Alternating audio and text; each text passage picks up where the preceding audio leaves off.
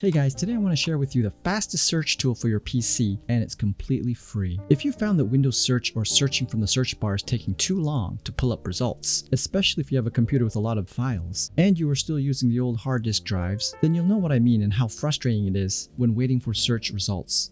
Like waiting for the green bar to get from the left to the right. The program is called Everything by VoidTools. Simply go to the website or check the link in the description below and click on Download Installer or the appropriate one for your needs. Once downloaded, simply run the installer and follow the prompts, leave it all on default and hit OK. Once installed, it's ready to go.